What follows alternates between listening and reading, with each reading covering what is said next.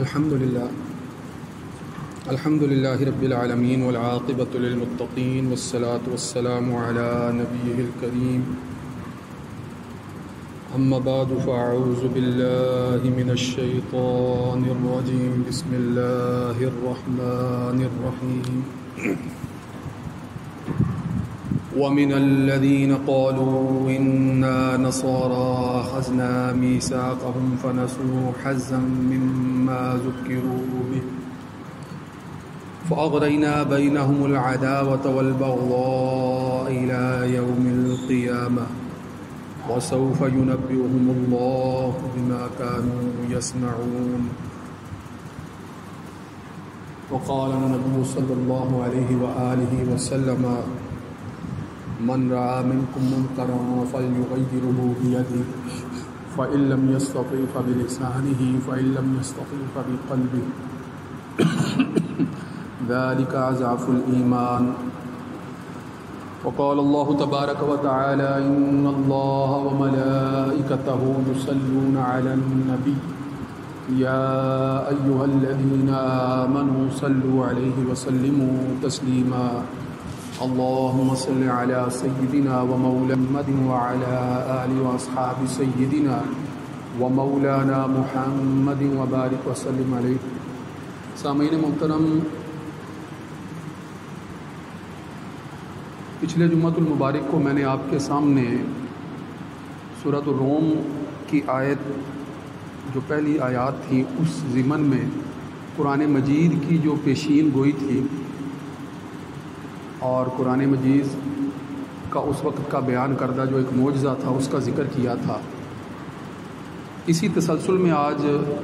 گفتگو کرتے ہوئے یہ بات واضح کرنی ہے کہ قرآن مجید نے یہود و نصارہ سے متعلق بالخصوص نصارہ سے متعلق عیسائیوں سے متعلق جو پیشین گوئیاں فرمائی ہیں، ان پیشین گوئیوں کے تناظر میں موجودہ جو حالات ہیں، موجودہ حالات اور جو اس وقت موجودہ بین الاقوامی جنگی محاذ ہیں، ان کا جائزہ لینا ہے. یہ بڑا اہم ہے. یہ موضوع اس اعتبار سے موجودہ حالات حاضرہ میں پوری دنیا کے اندر جو جنگی محاذ اس وقت قائم ہیں، قرآن کی پیش گوئیوں کے ضمن میں ان کو سمجھنا بڑا ضروری ہے. میں نے آپ کے سامنے یہ تفصیل سے ذکر کیا تھا کہ جب قرآن مجید نے آپ صلی اللہ علیہ وآلہ وسلم نے اس وقت یعنی ہجرت مدینہ سے پہلے تقریباً 7 نبوی میں جب ایرانی سلطنت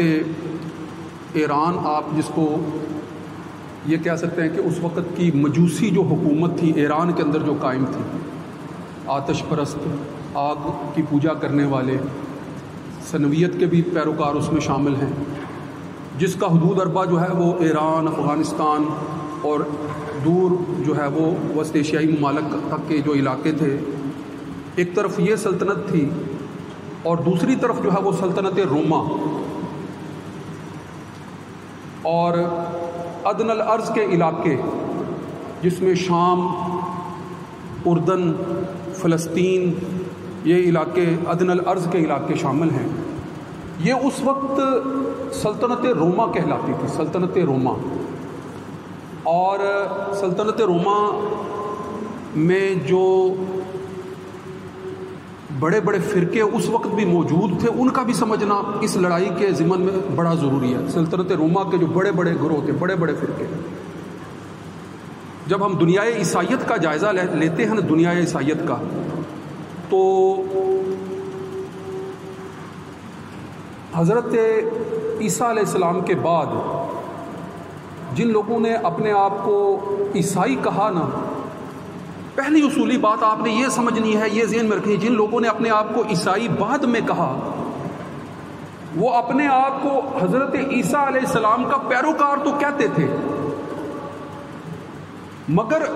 نبوت و رسالت کے منصب سے بڑھ کر ان کو الوہیت کے منصب پر بھی جو ہے وہ فائز کرتے تھے. یہ بات آپ نے ذہن میں رکھنی ہے. اور یہ بات بھی آپ کے پیش نظر رہنی چاہیے کہ جس تثلیث کے عقیدے کو بنیادی طور پر وہ اپنائے ہوئے تھے، وہ تثلیث کا عقیدہ بھی من حیث المجموع بڑے پیمانوں پر جو ہے وہ حکومتی سرپرستی کے ساتھ جو ہے وہ اختیار کیے ہوئے تھے، بڑے پیمانے پر حکومتی سرپرستی کے ساتھ۔ مگر حضرت عیسیٰ علیہ السلام کے حواریوں کی نسبت سے ان کے درمیان جو اختلافات تھے ان میں بھی بڑی شدت تھی، اور ان اختلافات کی وجہ سے یہ خود شروع ہی سے کئی فرقوں میں جو ہے وہ منقسم تھے۔ اور یہ یاد رکھیے گا کہ آپ صلی اللہ علیہ وآلہ وسلم کی بعثت سے پہلے جو 3 بڑے فرقے عیسائیوں کے تھے، 3 بڑے فرقے عیسائیوں کے، اس میں سب سے پہلے نمبر پر جو بڑا فرقہ ہے وہ رومن کیتھولک کا ہے، رومن کیتھولک، جس کا مرکز جو ہے وہ اس وقت اٹلی کا شہر روم تھا، اٹلی کا شہر روم اس کا مرکز تھا، رومن کیتھولک، تثلیث کو ماننے والے۔ اور اسی طرح جو دوسرا بڑا فرقہ اس وقت معرض وجود میں آ چکا تھا وہ آرتھوڈاکس کہلائے بعد میں جا کر، مگر ان کی بنیادیں جو ہیں وہ اس وقت معرض وجود میں آ چکی تھیں۔ سلطنتوں کے اختلاف کی وجہ سے، علاقوں کے اختلاف کی وجہ سے، جو ایک بڑا جغرافیائی علاقہ جس کی تقسیم کی بنیاد پر جو 2 بڑے گروہ تھے، ان میں ایک جس کا تعلق جو ہے وہ روم سے تھا، وہ سلطنت روما کہلاتی تھی، اور جو نیا عنصر ان کے اندر جو ہے وہ پیدا ہو رہا تھا، جو اپنی تاریخ جو ہے وہ عیسائیت سے جوڑتا ہوا جو ہے وہ قدیم عیسائیت کا اپنے آپ کو زیادہ لمبردار گردانتا ہے،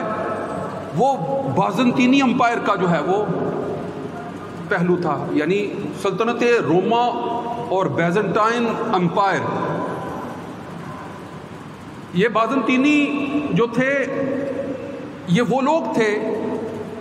جن کا تعلق جو ہے وہ مشرق کے وسطی کی ریاستوں سے بھی تھا، اور اولڈ گریک چرچ، جو اولڈ گریک یعنی پرانا جو گریک آپ کہہ لیں کہ اس وقت کا گریس اور قدیم یونان کے علاقوں کے اندر جو ریاستیں موجود تھیں، اولڈ گریک چرچ، یہ ان سے تعلق رکھتے تھے۔ لہٰذا اب غور کیجئے گا کہ ان کے آپس کے جو اختلافات تھے وہ اس قدر شدت اختیار کر گئے کہ یہ آپس میں ہی، یعنی بیزنطائن امپائر اور رومن امپائر آپس میں ہی اس قدر گتھم گتھا تھی کہ ان کے آپس کے اختلافات نے ایرانی سلطنت کو جو ہے وہ اس قدر جو ہے وہ بڑھاوا دیا کہ انہوں نے ان کے اوپر جو ہے وہ غالب آنے کے لیے اقدامات کیے۔ مگر قرآن مجید نے کیا فیصلہ فرما دیا کہ یہ وقتی طور پر ایرانی جو ہے وہ رومیوں پر جو ہے وہ غالب آ گئے ہیں، مگر پھر کچھ عرصے بعد، جس میں جو ہے وہ 9 سال تک کی مدت کا جو ہے وہ تذکرہ ملتا ہے، دوبارہ رومی جو ہے وہ ایرانیوں پر غالب آ جائیں گے، اور پھر وہ تفصیل ساری جو میں نے آپ کے سامنے رکھی۔ آج جو میں نے آپ کے سامنے گفتگو کرنی ہے اس میں یہ بات آپ نے سمجھنی ہے کہ قرآن مجید نے عیسائیوں کے متعلق جو ایک اور پیش گوئی فرمائی ہے کہ عیسائیوں نے رسول اللہ صلی اللہ علیہ وآلہ وسلم کی بعثت کا جب انکار کیا ہے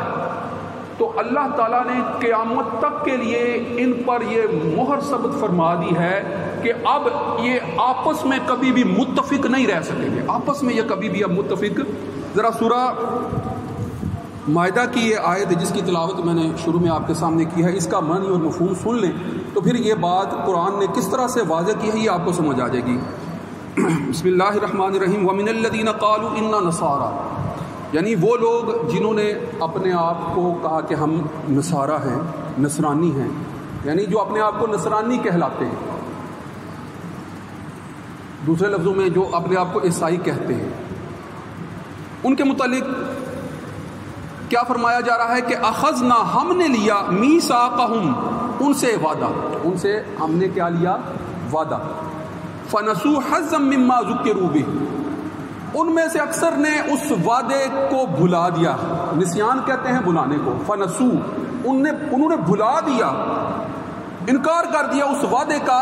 جو ہم نے ان سے لیا تھا۔ اکثر لوگوں نے، نصارہ وہی ہیں جو تثلیث پر ایمان رکھتے ہیں، اب یہ ان میں جو ہے وہ رومن اور بیزنٹائن امپائر دونوں سلطنتوں کے جو ہے وہ پیروکار شامل ہیں۔ یہ یاد رکھیے گا کہ ان کے علاوہ ایک بڑا فرقہ جو اس وقت 330 عیسوی کی بات ہے یہ، یعنی آپ صلی اللہ علیہ وآلہ وسلم کی بعثت سے پہلے کی بات ہے یہ، آپ صلی اللہ علیہ وسلم کی بعثت سے تقریباً 150-200 سال پہلے کی یہ بات ہے۔ اس وقت ان کے درمیان ایک بہت بڑا عیسائی مبلغ پیدا ہوا جس کا نام آریوس تھا، آریوس، اور وہ جس بات کا دعوے دار تھا وہ وہی بات تھی جس کا اظہار جو ہے وہ ہر موحد کرتا ہے، ہر موحد کرتا ہے، یعنی توحید کا علمبردار۔ آریوس نے آ کر یہ واضح کر دیا دلائل کے ساتھ کہ یقیناً جو ہے وہ اللہ تعالیٰ وحدہ لا شریک ذات ہے اور اس کا کوئی شریک نہیں ہے۔ حضرت عیسیٰ علیہ السلام جو ہیں وہ اللہ کے برگزیدہ پیغمبر اور رسول ہیں۔ اس بنیادی توحید کی دعوت کا جب اس نے علم جو ہے وہ بلند کیا، اس پرچم کو جو ہے وہ جو اٹھا کر جو ہے وہ اس نے جو ہے وہ عمومی دعوت دینا شروع کی، تو اس وقت کی جو سلطنت قسطنطین تھی، یعنی اس وقت کی بازنطین امپائر جو تھی، اس تک جب یہ باتیں پہنچی اور اس کا جو سربراہ تھا جس کو جو ہے شاہ قسطنطین ہی کہا جاتا تھا، قسطنطین وہ علاقہ جو بعد میں قسطنطنیہ اور بعد میں جو ہے مسلمانوں نے جب اسے فتح کیا تو اس کا نام استنبول رکھ دیا گیا، اس وقت کی وہ بیزنطین امپائر کا جو ہے وہ مرکز تھا، وہ علاقہ مرکز تھا۔ اب غور کرنا اس بات پر کہ اس وقت جب آریوس ان کے سامنے جو ہے وہ مناظرے کر رہا ہے، توحید کا درس دے رہا ہے، توحید کی دعوت دے رہا ہے، پہلے یہی شاہ قسطنطین جو ہے وہ توحید کا انکار کرتا ہے اور تثلیث کا جو ہے وہ علمبردار ہونے کی حیثیت سے سرکاری طور پر جو ہے وہ عدل ارض کے سارے علاقوں کے اندر، شام کے اندر، اردن کے اندر، فلسطین کے اندر، استنبول جو کہ اس وقت کا قسطنطین کا علاقہ تھا، قسطنطنیہ جسے کہا جاتا ہے، اس کے اندر بھی بڑے پیمانے پر جب اس نے جو ہے وہ تثلیث کا جو ہے وہ اعلان کر رکھا تھا، تو اس وقت آریوس ان کو جو ہے وہ توحید کی دعوت دے رہا تھا۔ پھر جب بعد کا جو ہے وہ دور آیا، اسی قسطنطین کا بیٹا جب بادشاہ بنا اور اس نے جب آ کر جو ہے وہ حکومت سنبھالی تو وہ اسی توحید کا علمبردار تھا، کچھ عرصہ جو ہے وہ توحید کا پیروکار جو ہے وہ عیسائیت کی دنیا میں جو ہے وہ رہا۔ پھر جب اس کا بیٹا آیا تو جولیان نے آ کر پھر جو ہے وہ اس توحید کو تثلیث میں بدل دیا، اور تثلیث میں بدلنے کے بعد پھر وہ عیسائی سلطنت جو ہے وہ تقریباً 100 سال پہلے، آپ سے کی بعثت سے 100 سال پہلے تک جو ہے وہ ایسی ہی تثلیث پر قائم سلطنت تھی کہ جس کے عقائد جو ہے وہ رومن کیتھولک چرچ اور بیزنطین امپائر دونوں کی مماثلت کے ساتھ جو ہے وہ قائم تھے۔ اب یہاں پر یہ بات آپ نے سمجھنی ہے کہ جب یہ سارا سلسلہ چل رہا تھا اور اس وقت آریوس کے علمبردار جو توحید کے علمبردار تھے، جو یونیٹیرین فرقہ کہلاتے تھے، موحد فرقہ، عیسائیوں کا موحد فرقہ کہلاتا تھا، جب اس کے علمبرداروں کو جو ہے وہ نیست و نابود کیا جا رہا تھا، تو جب اس وقت آپ صلی اللہ علیہ وآلہ وسلم کی بعثت ہوتی ہے اور آپ صلی اللہ علیہ وآلہ وسلم جن عیسائی حکمرانوں کو خطوط لکھتے ہیں وہ یہی حکمران ہوا کرتے تھے، جس میں جو ہے وہ عبید کا نام جو ہے وہ شامل ہے، آمش کا جو ہے وہ نام شامل ہے، وہ نجاشی جو شاہ ایران، شاہ حبشہ تھا، اس کا نام شامل ہے۔ ان کے نام جب وہ خطوط لکھے تھے تو ان سے یہی بات ہو رہی تھی کہ وہ جو آریوس کے پیروکار ہیں، جو موحد ہیں، ان پر ظلم و ستم کرنے کا گناہ تم پر ہوگا، یہ بات ان کو باور کروائی جا رہی تھی۔ اور پھر وقت نے یہ دکھایا کہ وہی موحد لوگ ہی مسلمانوں کی جو ہے وہ مدد کیا کرتے تھے جب مسلمان ان عیسائی ریاستوں پر جو ہے وہ حملہ آور ہوتے تھے۔ اور یہ بات جو ہے وہ تاریخ کے جو ہے وہ صحف پر جو ہے وہ ثبت ہے کہ موسیٰ بن نصیر نے جب طارق بن زیاد کو جو ہے وہ اسپین کو فتح کرنے کے لیے بھیجا تھا، اور جبرالٹر کی پہاڑیوں کو جو وہ سارا واقعہ جو ہے وہ تاریخ میں منظر پر شامل ہے، تو وہاں اسپین کے انہی موحد فرقے کے تعلق رکھنے والے جو ہے وہ عیسائیوں نے ہی مسلمانوں کی مدد کی تھی، اور لہٰذا جو ہے وہ بڑے پیمانے پر مسلمان جو ہے وہاں پر بھی حکومت بنانے کے قابل ہوئے تھے۔ اس پس منظر کو سامنے رکھیے گا اور یہ بات بھی پیش نظر رکھیے گا کہ قرآن مجید کیا اعلان کر رہا ہے کہ عیسائیوں نے جب جب آپ صلی اللہ علیہ وسلم کی بعثت کا انکار کیا، اللہ تعالیٰ نے جو ہے وہ عیسیٰ علیہ السلام کے پیروکاروں سے اس بات کا وعدہ لیا تھا کہ محمد رسول اللہ صلی اللہ علیہ وآلہ وسلم جب ان کی بعثت ہوگی، ان کی بعثت کے وقت جو ہے وہ ان پر آپ صلی اللہ علیہ وسلم پر ایمان لانے کا ان سے پہلے ہی وعدہ لیا جا چکا تھا۔ جب آپ کی بعثت ہوئی، انکار کر دیا، اور اس انکار کے بعد جو ہے وہ اللہ تعالیٰ نے ان کے لیے ہمیشہ کے لیے فرما دیا فَأَغْرَيْنَا بَيْنَهُمُ الْعَدَاوَةَ وَالْبَغْضَاءَ إِلَىٰ يَوْمِ الْقِيَامَةِ، پھر ہم نے قیامت تک کے لیے ان کے درمیان جو ہے وہ بغض و عداوت جو ہے وہ پیدا فرما دی. لہٰذا آپ آج جانتے ہیں کہ رومن چرچ ایک طرف ہے، اس وقت روس کے اندر جو ہے وہ آرتھوڈاکس چرچ جو کسی وقت جو ہے وہ قسطنطین امپائر جس کا مرکز تھا، بعد میں ماسکو ان کا مرکز بنا، وہ چرچ ایک طرف جو ہے وہ جدید جو ہے وہ گریک چرچ ایک طرف ہے. اس وقت امریکن چرچ الگ ہے، اس وقت ایشین چرچ الگ ہے. یہ جتنے چرچ ہیں یہ عیسائیت کی دنیا کے بڑے بڑے فرقے ہیں. ان فرقوں کے درمیان آج بھی ویسی ہی کشمکش جاری ہے جس کی ایک جلد اس وقت آپ کو یوکرائن جنگ میں نظر آتی ہے. تو انشاءاللہ اس کو مزید گفتگو کو بڑھائیں گے. آگے وآخر دعوانا الحمدللہ رب العالمین. سنتیں ادا کرنا.